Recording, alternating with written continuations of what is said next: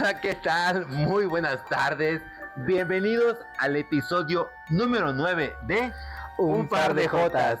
Mi nombre, Jesús, Mi nombre es Jonathan. y estamos aquí para presentarles el especial de Día de Muertos. Pero antes que nada, bienvenidos a todos nuestros haces que están viéndonos allá en YouTube o en Spotify. Y amigo, ¿qué tema es el día de hoy? Pues hoy vamos a hablar de las leyendas urbanas que hay acá en la ciudad de San Cristóbal. Estamos justamente en un lugar central donde se cuentan muchas anécdotas, muchas historias, que es el panteón de acá, igual porque estamos en proceso de remodelación del estudio, del espacio. Exacto. Ajá, así que igual cambiamos un poco para dar nuevos aires. Exacto. Y quiero empezar aquí porque este lugar es histórico. Se contaba mucho la leyenda de un personaje llamada Enedina García, pero la leyenda urbana decía que era una bruja, ¿no? Ajá. Pero su familia y personas han dicho que no, que era una persona que tenía muchos conocimientos en herbolaria. Entonces realmente era una curandera. Vean la diferencia de antes, cómo se tenía que estereotipar o decir que era una persona, y ahora podemos decirle, pues no, solamente era una persona que se dedicaba a dar salud a través de plantitas, medicina tradicional. Ella es Enedina García. De hecho, no sé si se nota, pero al inicio del video se ve claramente que hay 4 sirenas en la punta. Uh-huh. Y de hecho también acá es conocido como la tumba de la sirena, por lo mismo. Según la leyenda de la ciudad, es de que como ella, según era una bruja, en la antigüedad la aprisionaron, la pusieron así de pie y la enterraron. Porque según tenía muchos conocimientos malos de brujería, según. Y pusieron 4 sirenas para custodiar esta tumba. Están viendo a los 4 puntos cardinales. Según la historia está de que el momento de que caigan esas sirenas, se va a salir el espíritu de Enedina y va a estar por toda la ciudad porque va según como a vengarse. Pero realmente, como dice mi compañero, es de que realmente no, era una curandera y ya. De hecho, acá está el espacio, estamos conociendo y reivindicando su historia. Exacto. Pues vamos a continuar aquí dando un recorrido en el panteón para contar otras historias. Y también nos está acompañando nuestro amigo Uva, que está detrás de cámaras ahorita aquí. Entonces, ahorita nos vemos y seguimos en la segunda parte.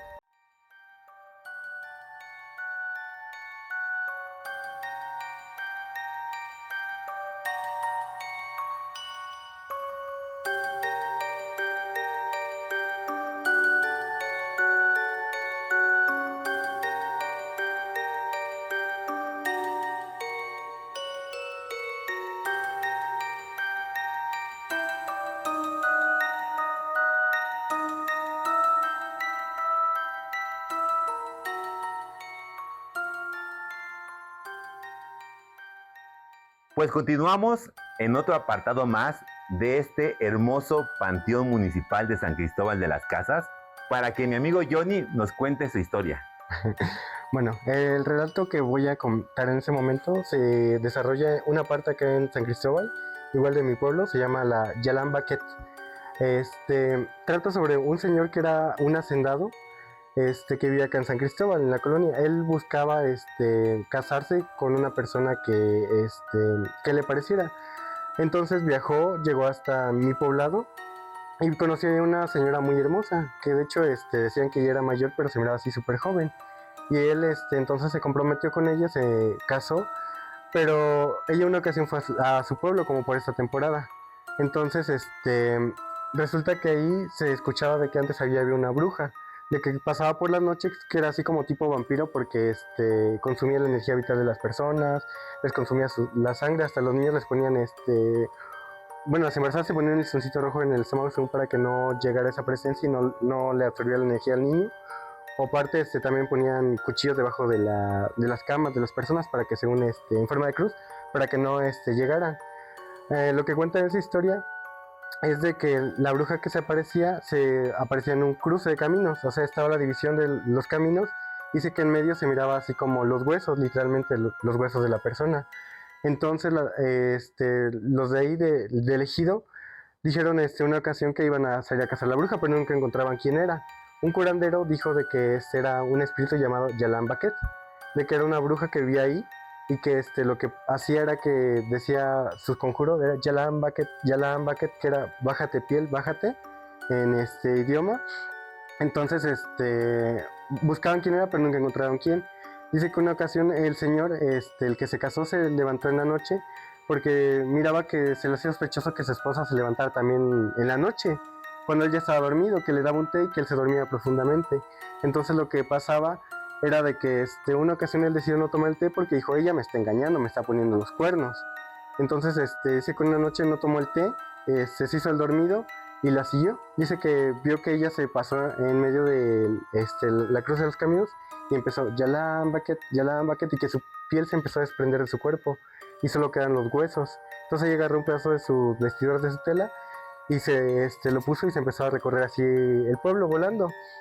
Entonces él bien Así como esta asustado. capa. Con esta capa.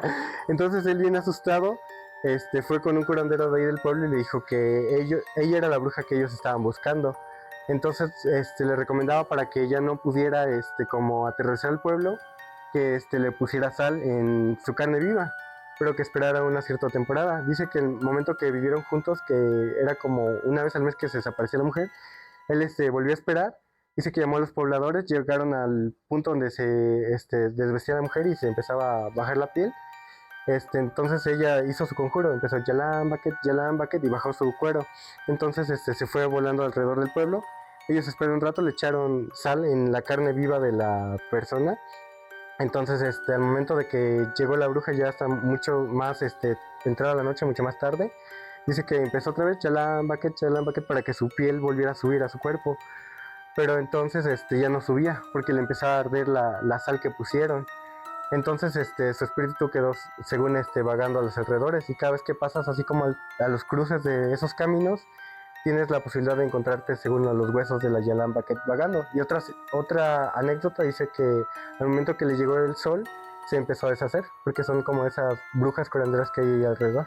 Órale. Ajá. Yalan Baket. Bueno, qué interesante historia. Y vamos a seguir dando la vueltecita por aquí. Y te hago una pregunta. ¿Te recuerdas la primera historia de miedo o de terror que te contaron? Continuamos.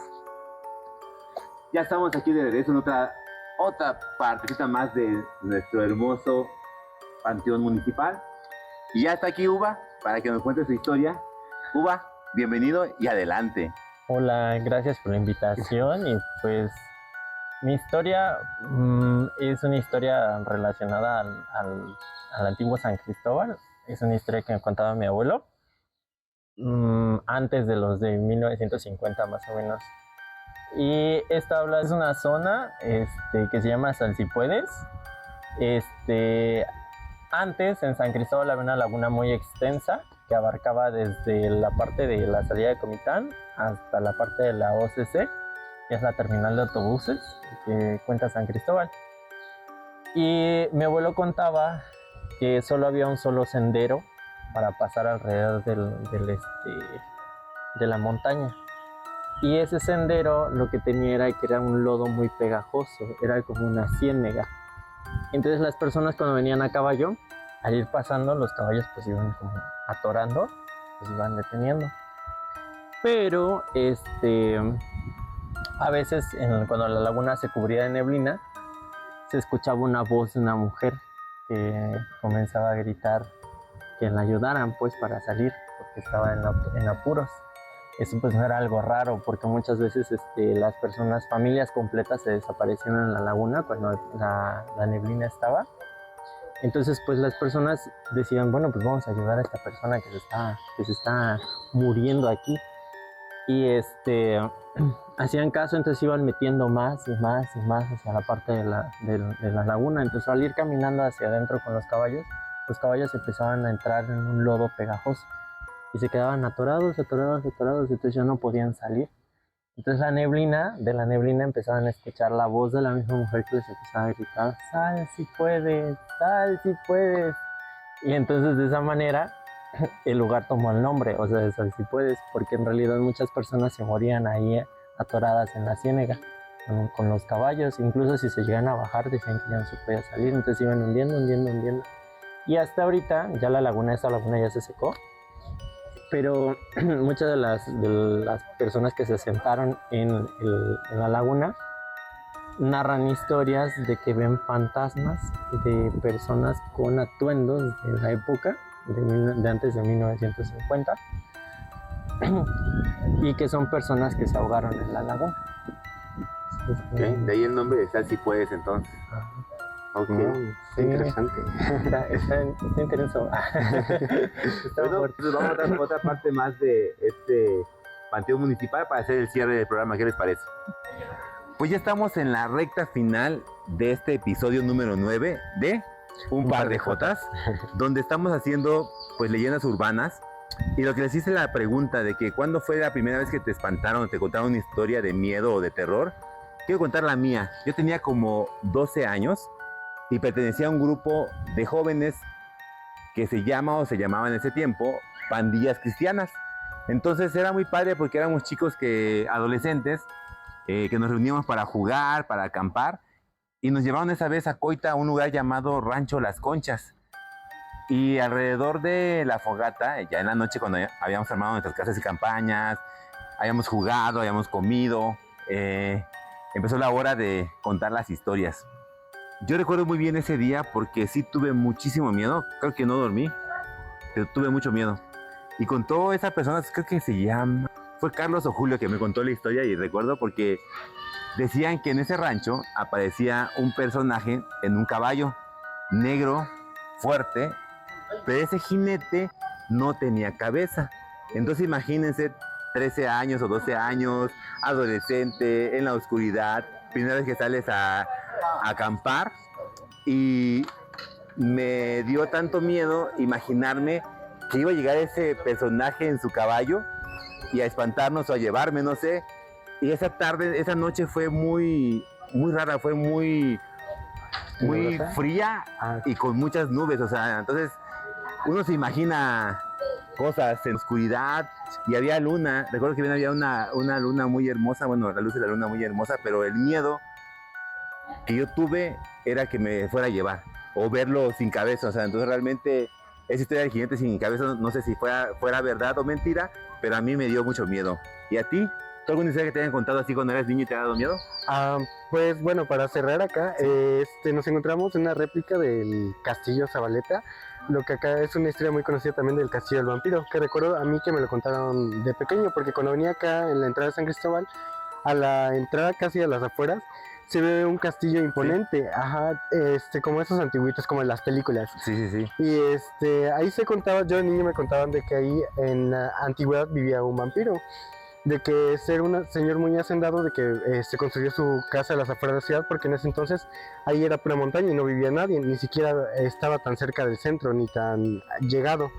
Entonces el detalle estuvo de que en esa temporada se empezaron a perder muchas personas, empezaron a desaparecer, y ya fue que muchos dijeron de que como ese señor venía desde otro país, que él le gustaba como el arte gótico, lo asociaron con una figura histórica que es los vampiros. Ok. Ajá, entonces como en esa época se perdía bastante gente, empezaron así como a la histeria colectiva, fue de que dijeron que él era un vampiro. Y el señor al final murió de viejo, y pues acá está también la historia de su familia, la familia Zabaleta, que por eso al castillo de allá, acá en San Cristóbal lo conocen como el Castillo Zabaleta, y leyendas acá locales es el Castillo del Vampiro, pero es realmente porque era una persona con mucha afición a esos detalles de otros países, de otras ciudades. Pero de pequeño yo recuerdo que daba mucho miedo acercarme ahí porque decía, ay no, ahí me va a aparecer el vampiro, va a aparecerme algo, porque es ese miedo, esa sensación de terror que como que te detiene. Y es bonito y ahorita de grande verlo desde otra perspectiva, porque empiezas a ver más allá de la historia, de qué es realmente, quién era esa persona, cuál era su historia y cómo fue que eso tras una leyenda. Exacto. Y eso que hemos platicado puede ser mentira, puede ser verdad, pero es lo que hace que la conciencia colectiva tengamos historias que contar que han permanecido a través de los años y van a permanecer a través de los tiempos mientras las estemos contando como ahorita. Entonces, pues, agradecemos mucho a todos nuestros haces que hayan estado con nosotros en este episodio número 9 de Un Par de Jotas. En esta ocasión, leyendas urbanas. ¿Y qué tenemos para la siguiente semana, el próximo viernes, mi querido Johnny? Pues vamos a hablar de un tema que es como muy recurrente, que hemos estado igual comentando, como qué podemos hablar o qué nos puede afectar a nosotros, que es la crisis de los, ya sea de los 20, de los 30 o de los 40, porque tenemos diferentes experiencias y Exacto. es como esa fase de que realmente te aterra en la vida, la crisis que llega a esa edad. Perfecto. Nos vemos en el episodio número 10. Hasta el próximo viernes. Mi nombre, Jesús, Mi nombre es Jonathan. y nos vemos hasta la próxima.